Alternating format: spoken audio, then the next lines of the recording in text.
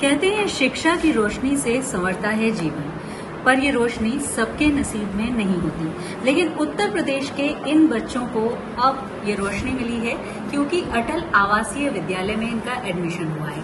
अटल आवासीय विद्यालय अपनी तरह की एक अभिनव योजना है जिसकी शुरुआत की गई है, जिसमें प्रदेश में जो श्रमिक हैं उनके बच्चों को एडमिशन दिया गया है और इसके अलावा कोरोना काल में जिनके माता पिता का निधन हुआ था उन बच्चों को भी इसमें एडमिशन दिया गया है जिससे आगे की वो पढ़ाई जारी रख सकें। ऐसे ही बच्चे मेरे साथ हैं।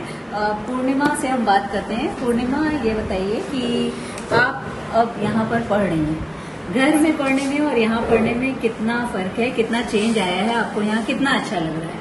यहाँ पे सारे दोस्त हमारे भाई बहन जैसे हैं और यहाँ पे घर पे दोस्त रहते हैं तो पढ़ने में मन नहीं लगता। यहाँ पे भाई बहन जैसे सब हेल्प करते हैं और सब हमें समझाते भी हैं कि पढ़ने पे ध्यान लगाओ। और यहाँ के टीचर्स भी पढ़ने में बहुत मन लगाने की कहती हैं और यहाँ पे मुझे पढ़ने में बहुत अच्छा लगता है, इंटरेस्ट होता है क्योंकि सारे जितने भी टीचर्स हैं बहुत अच्छे से पढ़ाती हैं। जिसको नहीं समझ में आता उसको 5-6 बार समझाती पूछने में। और अगर हम अपने पुराने वाले स्कूल की बात करें तो उसमें कभी समझाने की जगह डांट पड़ जाती थी। सौरभ है हमारे साथ। सौरभ के पिताजी का देहांत कोरोना काल में हुआ था। सौरभ, कितनी मुश्किल घर में होती थी और यहाँ आप पढ़ने आए हैं, उससे कितनी मदद आपकी माँ को मिली है, आपको मिली है? जब हम घर में रहते थे तो बहुत परेशानियाँ होती, बहुत काम करना पड़ता था। मेरी मम्मी भी उसको पढ़ा नहीं पाती थी, कभी भी वहाँ हम पढ़ने भी नहीं जा पाते थे। जब से हम यहाँ पर आए हैं बहुत खुश हूँ और मेरा पढ़ने में बहुत मन लग रहा है। यहाँ के सभी शिक्षक बहुत अच्छे हैं।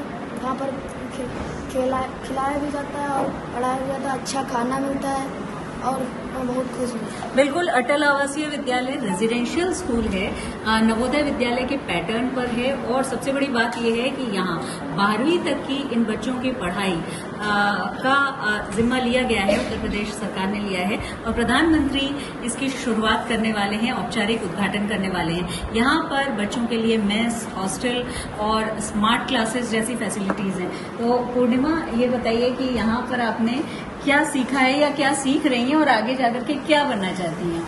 हम यहाँ पे अभी तो IAS बनने की तैयारी कर रहे हैं और हमें यहाँ पे अच्छा लग रहा है और कि यहाँ पे सारी टीचर्स हैं हमें बहुत अच्छे से मानती हैं।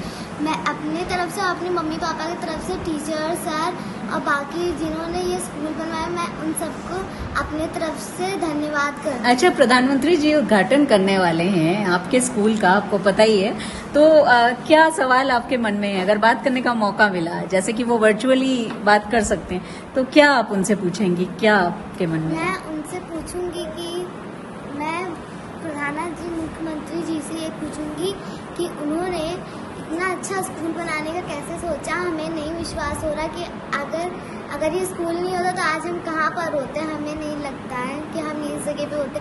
हमें इतना बड़ा स्कूल उन्होंने दिया है, हम उनसे धन्यवाद करते हैं। सौरभ, आप क्या बनना चाहते हैं बड़े होकर? मैं डॉक्टर बनूँगी। डॉक्टर बनेंगे और अपनी माँ की मदद भी करेंगे, उनको सपोर्ट भी करेंगे और इलाज करेंगे। तो यहाँ मन लग रहा है।